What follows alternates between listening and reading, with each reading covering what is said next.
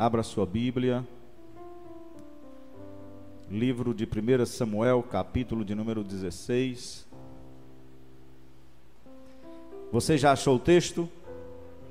Agora coloque-se de pé, em nome de Jesus. Capítulo 16 do primeiro livro de Samuel.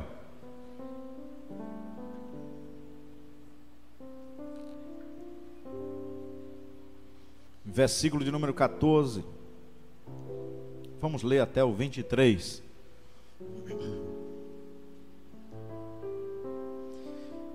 E o Espírito do Senhor se retirou de Saul, e o assombrava um espírito mau da parte do Senhor. Então os criados de Saul lhe disseram: eis que agora um espírito mau da parte do Senhor te assombra. Diga, pois, nosso Senhor a seus servos que estão em tua presença, que busquem um homem que saiba tocar harpa. E será que quando o espírito mau da parte do Senhor vier sobre ti, então ele tocará com a sua mão e te acharás melhor? Então disse Saul aos seus servos: buscai-me, pois, um homem que toque bem e trazei-mo.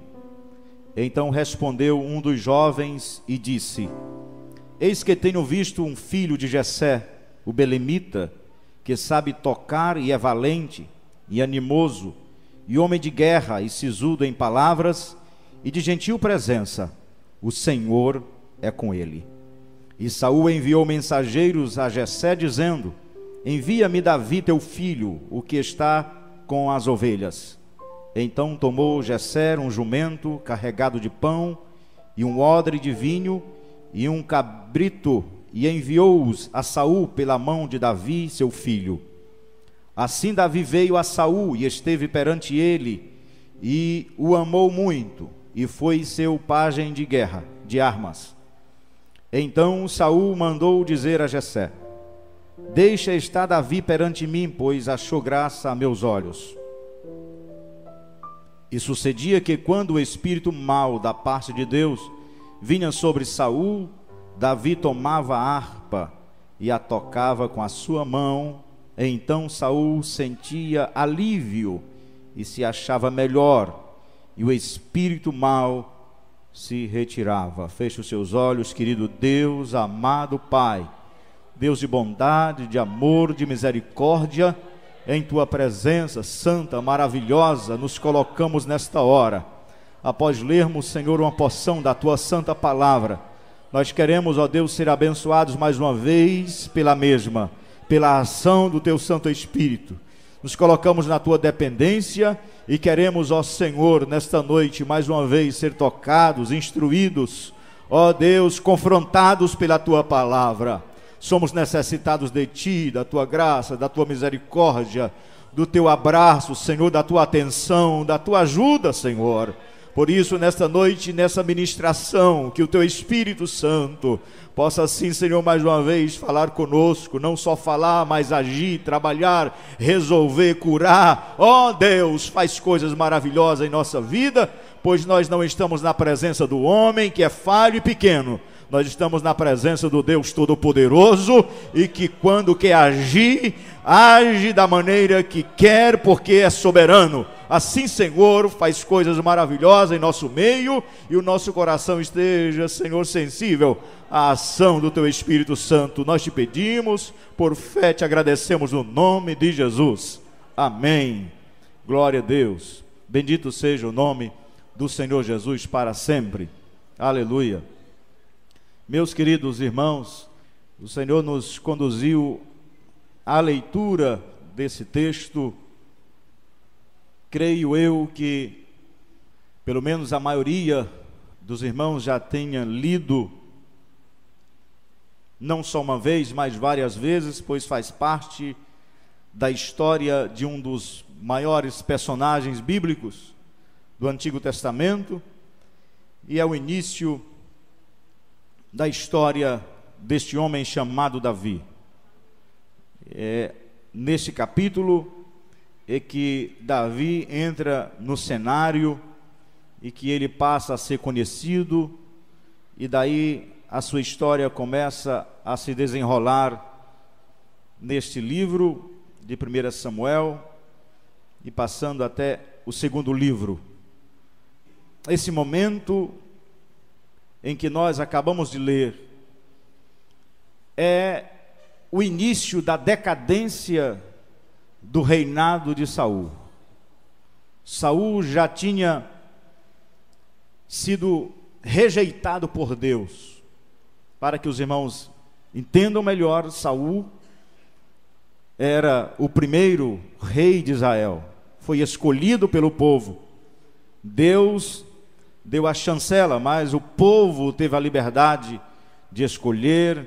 O povo mesmo exigiu um rei, e com o passar dos dias, este homem, que era o mais forte, o mais belo, o mais aprovado, aquele que tinha todos os requisitos de um rei, este homem agora passa a ter comportamento diferente daquilo que Deus anelava, aquilo que Deus tinha projetado para o seu povo Israel.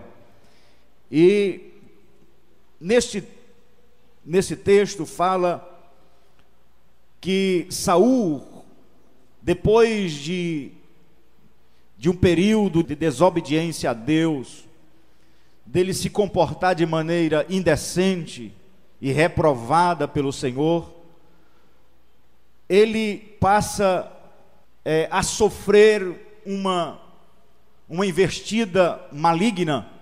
Embora o texto diga que o espírito mau veio da parte do Senhor, não quer dizer que tenha sido Deus, o que era Deus através de um espírito mau que atormentava a Saul, mas Deus deu a permissão para que um espírito mau, maligno, pudesse atormentar.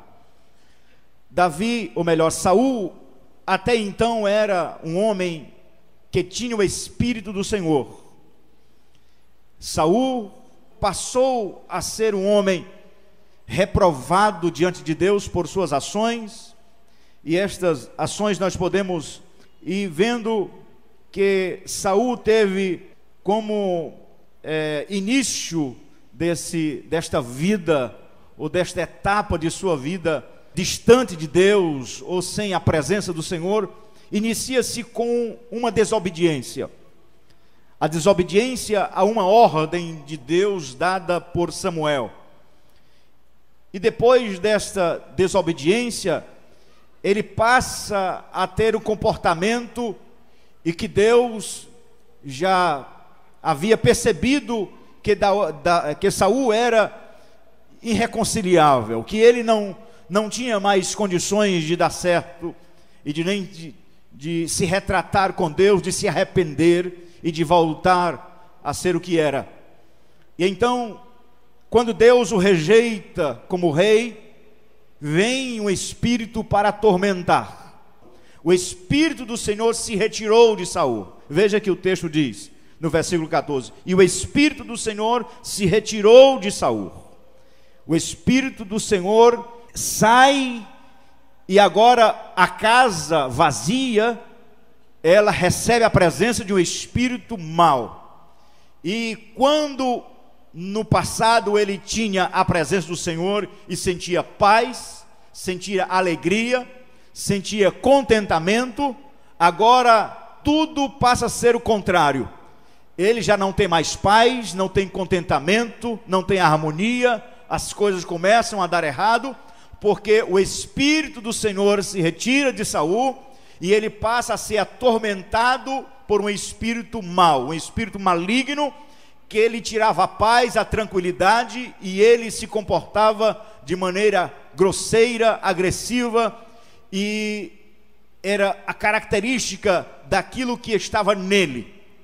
E nós, irmãos, temos que entender esse texto, tomando por base o personagem Saul, e também a maneira como Deus trata Saul, como Deus se relaciona com Saul. Nós podemos também ter uma noção da nossa vida, do nosso comportamento diante de Deus, como servos do Senhor, em que nós um dia aceitamos a Cristo, e quando aceitamos a Cristo, passamos a viver, a ter uma vida de maneira correta, santa, então recebemos a presença do Espírito Santo. Deus concede aquilo que é mais belo, aquilo que é melhor, aquilo que é mais excelente. Ele concede ao homem para que ele tenha da presença de Deus. E quando nós temos esta presença, ou quando o homem recebe esta presença, que é a presença do Espírito Santo, ele passa a ter um comportamento contrário quando estava no mundo, ou um comportamento correto, um comportamento santo, honesto, puro, sadio.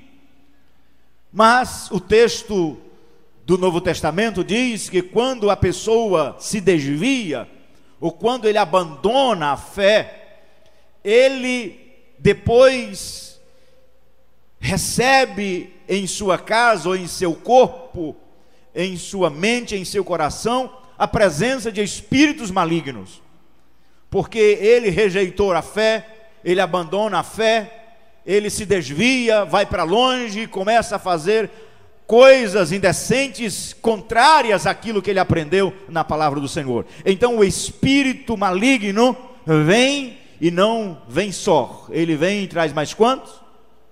Mais quantos? Mais 7. Então a vida de um homem, de uma pessoa que abandona a fé, que se desvia para o mundo, para o pecado, para uma vida promíscua, para os pecados da carne, ele passa a ter esta presença maligna. A paz que ele tinha vai embora, desaparece. A tranquilidade, o sentimento de perdão, de ser perdoado, de estar livre da culpa do pecado, isso vai desaparecendo, porque o espírito maligno, ou os espíritos que passam a possuí-lo, a governar a sua vida, não traz paz, não traz nenhuma tranquilidade. Ele passa a ser uma pessoa com comportamento diferente de outrora. Assim foi Saul. Saul, ele teve a oportunidade de ser um homem bom, e de ter um governo bom, e deixar descendentes no trono, de deixar sucessores, filhos, parentes, para que pudessem continuar ali como descendentes da família real. Mas como Saul preferiu ter um comportamento diferente daquilo que Deus havia projetado para a sua vida. Então, irmãos, esta figura, a vida de Saul, é um grande exemplo para nós, porque nós precisamos entender que Deus, ele habita no coração do homem, e esta habitação que somos nós, devemos zelar para que ele permaneça em nós. Deus não diz assim: eu vou ficar com você, que você queira ou não, independente do que você faça, eu vou estar com você. Mas as coisas não funcionam assim. Deus não faz esse tipo de negócio com o homem.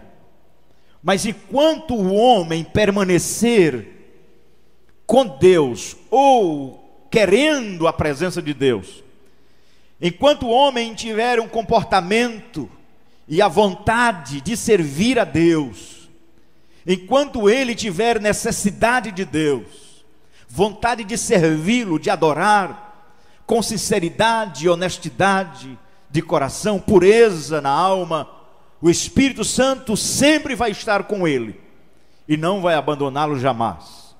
Mas quando o homem toma decisões de pecar, de se afastar, de ir para longe, Deus não está nesse negócio. Então o Espírito Santo do Senhor também se afasta, se retira desta pessoa que vira as costas para Deus. Nesse texto, nós podemos tirar algumas lições para a nossa vida, além destas que eu já falei, mas uma lição para nós aqui, queridos, é quando Saul estava atormentado e os seus servos, os seus súditos ou aqueles conselheiros que estavam ao seu redor, perceberam que Saul estava agora desfigurado, que não era mais aquele Saul, e que ele agora estava tendo um comportamento agressivo, atormentado, uma pessoa estressada, talvez tratando os seus conselheiros, tratando as pessoas de maneira grosseira, ignorante, porque quem não tem Deus na vida tem esse comportamento. Quem não tem um Espírito Santo de Deus tem esse tipo de comportamento. E quando eles perceberam que Saul não estava nem com condições para governar, nem para tomar decisões, porque ele estava fora de si, estava endemoniado, ele estava com uma presença estranha em sua vida. Se uma pessoa hoje, um crente dos nossos dias, olhasse para Saul e dizer simplesmente isso: ele está possesso, ele está endemoniado. Como nós falamos quando vemos alguém que está sob o controle de um espírito maligno. Então, quando eles perceberam que Saul estava com esse comportamento feio, diferente de antes, eles pensaram em alguma coisa. E eles pensaram que trazendo alguém que tocasse uma boa música, aquele espírito deixaria de dominar, de atormentar Saul. E ele assim entendeu que daria certo. Então vamos procurar no reino aí alguém que toque bem. Vamos procurar um verdadeiro músico, mas não aquele que só toca bem, mas que tenha algo diferente. Alguém diz: eu conheço um jovem. Ele é filho de Jessé, o belemita. Ele sabe tocar, é valente, é animoso, é homem de guerra, sisudo em palavras, de gentil presença. E tem mais uma coisa: o Senhor é com ele. Ele não era só um tocador. Além dele tocar bem, de ser uma pessoa determinada, de uma pessoa agradável, o texto acrescenta: e o Senhor é com ele. Alguém disse isso para Saul. Ele disse: esta é a pessoa certa, traga ele aqui. Então Saul fez todo aquele jeito para chegar na casa de Jessé, com alguns soldados, alguns mensageiros, e chegaram lá, e ordem de rei é ordem, irmão. E Jessé não pode dizer: meu filho vai nada, meu filho sai daqui, sai nada. Não, o rei ainda mandou os mensageiros, tudo direitinho. Mas se Jessé tiver dito que não ia, ele ia levar a força de qualquer jeito. Quem é que pode ir contra a ordem do rei? Mas aí Jessé envia, faz também lá o seu jeito de se aproximar ao rei Saul, levando algumas coisas como pão, vinho, para não chegar de mãos vazias diante do rei. E foi lá entregar Jessé, ou melhor, Davi. E Davi agora sai, e ele diz: olha, aquele que cuida das ovelhas, ele sai lá do pasto, do lugar onde ele estava cuidando das ovelhas, e ele vai para dentro do palácio. E lá no palácio ele não vai trabalhar na cozinha e nem fazer algum serviço grosseiro. Ele vai simplesmente tocar para o rei. Olha que coisa. Davi, que estava cuidando de ovelha, é transportado lá do curral das ovelhas, do pasto, do deserto, e vai ser levado para a presença do rei. E na presença do rei ele não vai fazer outra coisa, ele só vai pegar a harpa que ele já tinha costume e tocar na presença do rei. Parece coisa simples, irmãos. Parece uma coisa assim assim, uma história inventada, uma coisa assim meio que parecido com aqueles contos de fada, mas não é isso. O diferencial aqui é que Davi tinha uma comunhão estreita com Deus, e que ele não era só um tocador, um instrumentista, ele era um servo de Deus. Por isso que quando nós fazemos alguma coisa para Deus, devemos fazer realmente como um ministério, e não simplesmente porque temos habilidades para fazer. Quando cantamos, quando falamos, quando fazemos qualquer coisa, devemos fazer isso como um ministério, um chamado, uma vocação de Deus, porque só assim estaremos agradando verdadeiramente a Deus. E quando Davi chega na presença de Saul, ele vai tocar música. E na Bíblia não tem outro texto que fale do poder da música como esse texto, do poder do louvor, de alguém que está exercendo o ministério de louvor. E quando Deus dá esta oportunidade a Davi de cantar ou de tocar na presença do rei, e quando Saul estava lá estressado, que ele estava realmente dominado por um espírito maligno, lá vinha Saul outra vez e começava a tocar aquelas belas músicas, porque também ele era compositor, e aí ele se acalmava. E aqui, irmãos, nesse texto eu aprendo algo maravilhoso com Deus nesta noite. É que todo esse processo de Saul vem da desobediência a Deus. E quando alguém desobedece, um crente desobedece ao Senhor de maneira declarada, como Saul fez, em que recebeu a ordem de ir até Amaleque e ali destruir tudo, mas ele guardou as ovelhas, o melhor das ovelhas, não matou o rei, e depois quis sacrificar com as ovelhas que era para ser todas mortas, destruídas. E aí essa desobediência abriu um caminho para a destruição. Se tem uma coisa, irmãos, que nos leva a perder a nossa comunhão com Deus, a nossa sensibilidade com o Senhor, é quando nós achamos que a desobediência, grave isso aí, é quando nós achamos que a desobediência não é tão grave.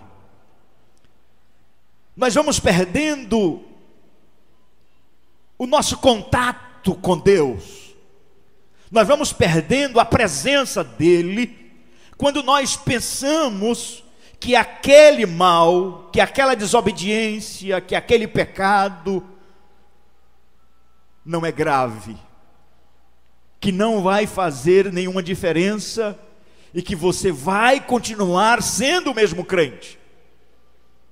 Isso é um engano da alma, isso é um engano da carne, isso é um engano do próprio diabo, porque todas as vezes que nós cometemos um erro, que nós cometemos um mal, e de maneira premeditada, consciente, não tem como Deus estar com você na água e no fogo, não tem como Deus estar com você quando você pensa que o mal que você está fazendo não vai lhe causar nenhum dano, nenhum prejuízo. Isso é religiosidade. A desobediência, irmãos, é a fonte para todos os males, é a porta de entrada para todos os pecados, as derrotas que nós podemos viver. E uma pessoa, irmãos, que vai perdendo a noção da gravidade da coisa, ela vai se abrindo cada vez mais para o erro. Famílias que estão sendo derrotadas, atingidas pelo pecado, mas porque abriram as portas para a desobediência. Obreiros, ministros, mulheres, rapazes, moças, que aos poucos foram abrindo o coração para a desobediência, achando que isto não é tão grave. Entenda uma coisa: pecado sempre será pecado, ele nunca perderá a sua eficácia sobre nós. A intenção do pecado é nos tirar a paz e ir tirando aos poucos a presença do Espírito Santo. Quando alguém diz assim: não, eu pequei, mas foi um pecadinho, Deus não se importa, aquilo não é tão grave. Eu também sou filho de Deus. Alguém diz: mas tem tanta gente fazendo pior do que eu. Esses argumentos, irmãos, não vão resolver nada. Ao contrário, cada vez que nós vamos abrindo concessão com o pecado, nós vamos nos tornando como Saul. O Espírito de Deus vai se retirar. Não tem como unir aquilo que é santo com aquilo que é vil, com aquilo que é pecado, com aquilo que não presta. Não tem como morar junto, não tem como o Espírito Santo morar junto das misérias da carne e daquilo que nós vamos acumulando, ou que podemos acumular em nós como pecado. Mas nós estamos vivendo no tempo em que as pessoas querem dividir a casa. Nós estamos vivendo o tempo em que as pessoas estão dividindo o espaço. Fazer um quartinho aí, deixa um localzinho para esse tipo de coisa errada, não tem problema. Também tem tanto espaço aí para Deus, mas uma coisinha assim não faz mal. Esse negócio, irmãos, vai complicando. E quando nós perguntamos assim: Senhor, onde tu estás? Cadê a ação do Espírito Santo no meio do seu povo? Onde estás, Senhor, a tua presença? Porque diz que onde tu estás tem alegria, tem poder, tem glória, tem unção. E a gente às vezes ouve um cantor que às vezes chega achando que com o hino vai abalar o negócio, então ele faz aquele show e as pessoas pulam, bate palmo, às vezes fazem tanta coisa, e aí a gente pensa assim: pronto, o Espírito Santo está sobre nós. Mas quando acaba o hino, que a pessoa senta, já era, acabou o fogo, volta para casa vazio, sem ter acrescentado nada em sua vida. Sabe por quê, irmãos? Porque uma canção é um paliativo. Um momento não resolve o pecado e a desobediência instalada no coração do homem. Por que Saul não disse assim: traz aí, chama Samuel aqui, eu quero me reconciliar. Traz o sacerdote, eu quero confessar o meu erro. Por que ele não teve essa atitude? Por que ele não confessou o seu erro, não se arrependeu? Não, mas traz aí um cantor. Eu quero ficar livre dessa maldição, desse tormento. Então toca uma música aí, meu filho. Depois que tocava a música, que o bicho desaparecia, volta ao normal novamente. Mas depois que passava o efeito da música, lá vem o espírito mau de novo. Ei, preste atenção. Não é um culto que vai mudar a sua vida. Não é um pregador com uma boa mensagem. Não é uma boa música. Não são instrumentistas afinadíssimos ou músicos afinados. Não é técnica de vocal, nem boa oratória. Não é uma estrutura física de uma igreja. Não vai ser uma vigília. Não vai ser um movimento, uma semana de fogo. Não vai resolver. Você precisa entender aonde está instalado o mal que te atormenta. Paliativo, irmãos, não resolve um problema, uma inflamação, não resolve uma infecção. E nós estamos acostumados com isso. Sente uma dor, toma aí um comprimido. Vai na farmácia e compra qualquer coisa, só passar a dor. Maravilha, estava com dor de cabeça, tomou o comprimido. Ixi, graças a Deus, a dor foi embora. Está sentindo, faz um chazinho aí, irmãos, que isso é tiro e queda. Ah, minha mãe me ensinou um chá que é só tomar. Mas você vai passar a vida inteira, me diga uma coisa, olhem para cá. Você vai passar a vida inteira tomando chá para esta dor? Você vai passar a vida inteira tomando esse remedinho que não cura, que não sara, que não vai lá onde está a doença, a inflamação, a infecção? Tem crente que passa a vida inteira vivendo de momentos. Canta uma música bonita aí, que eu quero sair daqui hoje renovado. Mas nunca confessa o seu erro, e o seu pecado vai ficar lá, vai permanecer lá na alma.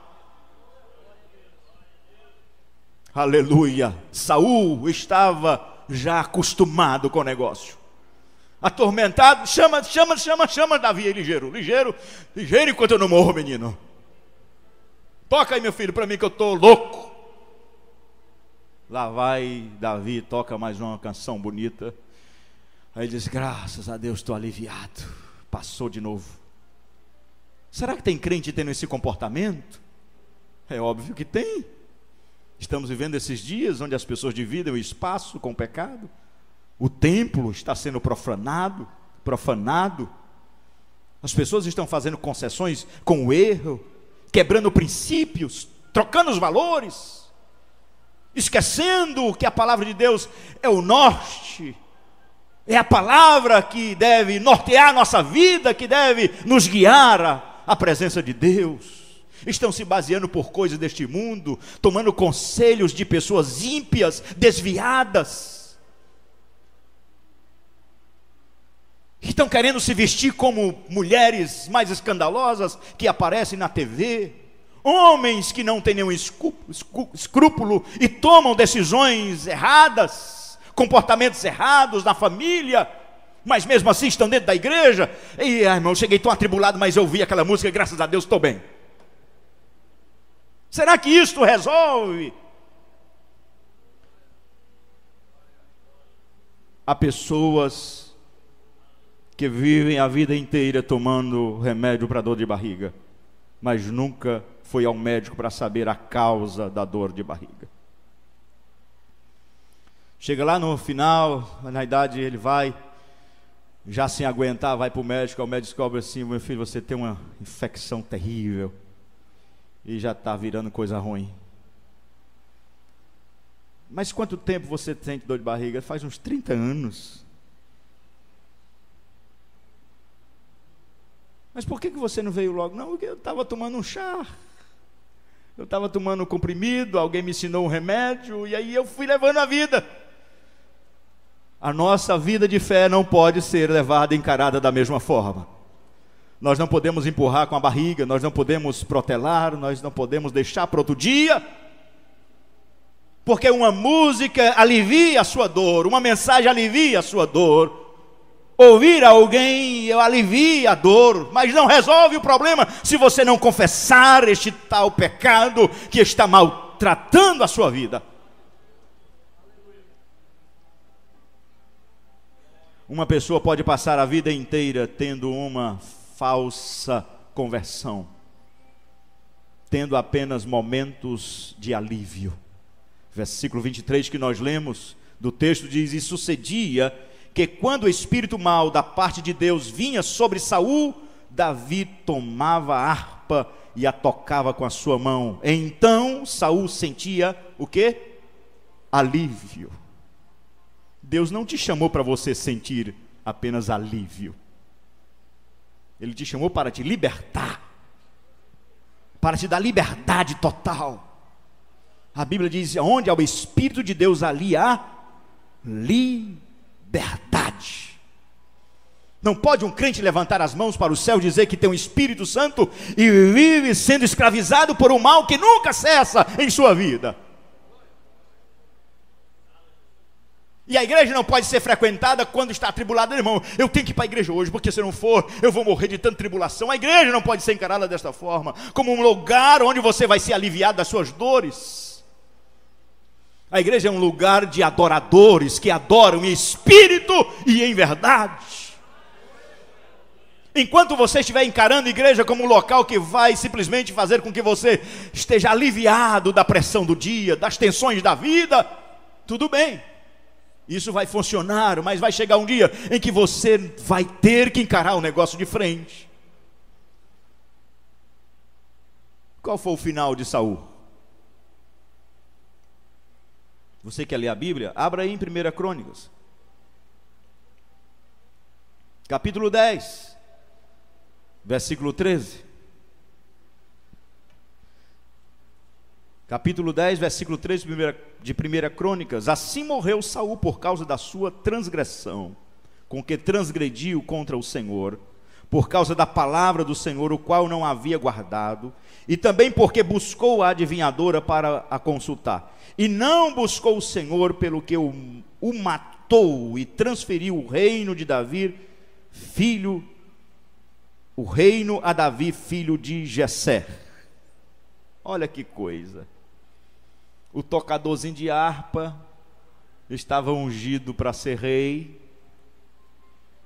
e o camarada que era o valentão, possuído por espíritos, que tantas vezes quis matar Davi, e que pensava que ia vencer na força, na valentia, na experiência, na armadura, com as ideias, armando para Davi armadilhas. Mas tinha uma diferença aqui no texto que nós lemos. Diz que Davi, ele tinha um negócio diferente. O Senhor era com Davi. O Senhor era com Davi.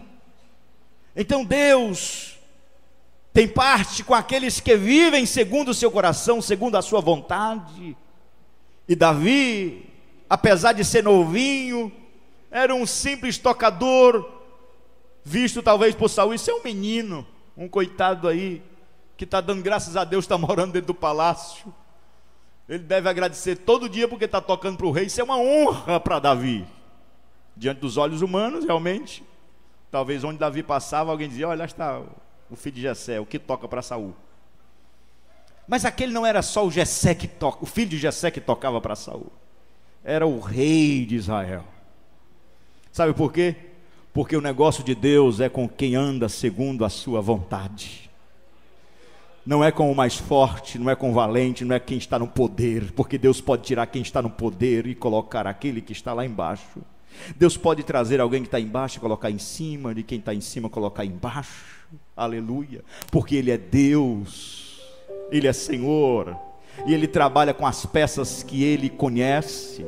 Aleluia. Há muita gente achando que pode passar a vida inteira disfarçada dentro da igreja, e tem a igreja como lugar até mesmo em que ele possa ser visto, notado, que ele tem um status dentro da igreja, e veste a capa, disfarçando-se de crente, mas tendo comportamento de lobo, tendo comportamento de um desviado, e fica disfarçado no meio do povo de Deus. Mas vai chegar um dia em que as coisas têm que ser esclarecidas, porque a Bíblia diz que o ímpio, o enganador, ele não permanece para sempre na casa do Senhor, ele não fica muito tempo. E Saul estava assim. Saul estava com seus dias contados, porque Deus não conhece da maneira que o homem conhece. Deus conhece o coração. E aquele que pensa que engana as pessoas, que está enganando o pastor, que está enganando a igreja, os amigos, Deus está lá do céu olhando e dizendo: meu filho, eu conheço todas as coisas. Não pense que você é inteligente para enganar o Espírito Santo, nem enganar a Deus e a sua palavra. Ele está onde você às vezes nem sabe onde está, mas Ele está lá.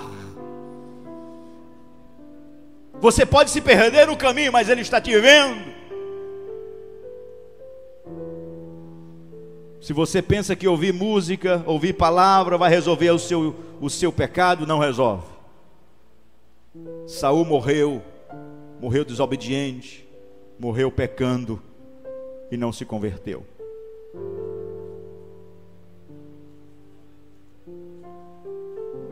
Você precisa parar de tomar o remédio para aliviar. Você precisa tomar o remédio para curar. Curar. A gente às vezes prega para as pessoas e diz: você quer aceitar Jesus como Salvador da sua vida, para ser livre do pecado, para ter a presença de Deus. Ele diz: não, quero não, ore por mim. Não é assim? Ore por mim. Eu tenho fé que Jesus cura, mas eu não quero ser crente não. As pessoas querem só o alívio da dor. Tem muito crente com essa mesma cultura dentro da igreja. Ele vive, passa o tempo todo, seu casamento só por um fio. A mulher não vive mais bem com o esposo, ou o esposo com a mulher, ou com os filhos, mas ele está lá disfarçado de um bom religioso, se aliviando das suas mazelas. O jovem que vive na prática do erro, de alguns pecados da juventude, e fica dizendo: mas eu estou lá no meio, é melhor estar aqui dentro do que lá fora. Isso tem uma filosofia totalmente errônea. Alguém já disse para mim, com peninha dos jovens em algumas igrejas, diz assim: é melhor um jovem fraco dentro da igreja, mesmo que esteja em pecado, do que no mundo. Não é melhor coisa nenhuma, tanto faz pecar no mundo ou aqui dentro, tudo vão para o inferno. Viver na desobediência, no pecado, é pior aqui dentro, porque assim você está tentando enganar a Deus, vivendo na hipocrisia.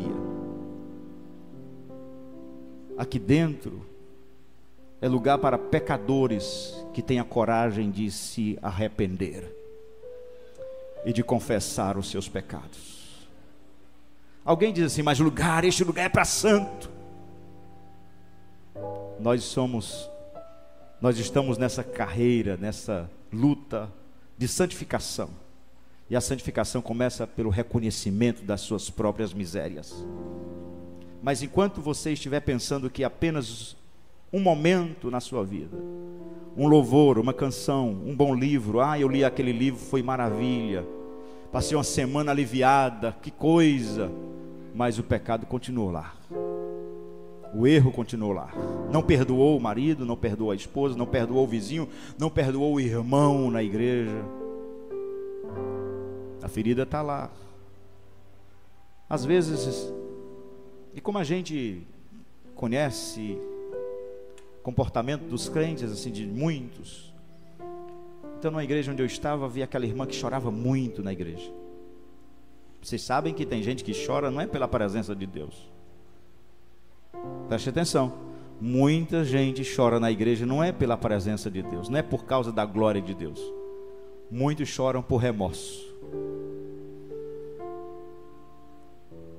Outras motivações, mas uma delas é remorso. E aquela irmã chorava muito na igreja. Quase todo culto chora que fala em língua. Que coisa maravilhosa, é uma bênção. Mas na hora de se relacionar com as pessoas, é um fracasso. É um fracasso. Fala mal da outra, critica a outra, persegue a outra, tem inveja da outra. Mas quando às vezes escuta um hino, o céu desce, é uma maravilha, chora que molha o rosto. São momentos de alívio. Mas aquele que vier a Cristo deve tomar uma nova posição. Aquele que aceitou Jesus não pode viver só de momentos de alívio em sua vida. Você deve olhar para você mesmo e dizer assim: eu preciso de mudança em minha vida. Se você tem aquele jeitinho falso com as pessoas, mude isso, querido. Porque o culto pode ter sido uma maravilha para você, mas não vai mudar a tua vida se você não tomar uma decisão dizendo: eu fui falso com aquela mulher, eu fui ignorante, eu fui bruto, eu pequei, eu fiz isso e aquilo outro, eu estou errado. E a gente às vezes no culto se preocupa com a organização, tudo muito bom, maravilha, e eu gosto disso. A gente coloca às vezes aquele fundo musical que quando a pessoa escuta diz: ai Jesus, eu estou no céu, que maravilha. Hoje o céu daqui santo. Jesus pode voltar agora que eu estou preparado. Mas aí, irmãos, quando termina, está tudo de novo, do mesmo jeito, no mesmo lugar, não modificou nada. São os crentes que vivem da emoção, do momento. Uma verdadeira conversão é acompanhada de boas obras e de uma transformação de caráter. Uma verdadeira conversão é acompanhada de boas obras e de transformação de caráter. Igreja não é um lugar onde se promove eventos.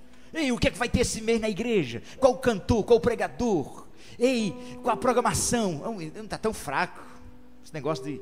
Esse cantor, não estou gostando não, acho que eu vou lá para outra igreja. O que é que está acontecendo lá na igreja tal? Ei, querido, você quer viver de alívio? Aqui não é lugar. Você tem que se converter dos seus maus caminhos. Oh, glória a Deus. Você precisa tomar uma nova direção, uma posição. Ah, irmão, vai ter o pregador tal. Sim, meu querido, eu estou indo para a igreja para adorar. E aí a gente vê hoje essas igrejas mais modernas.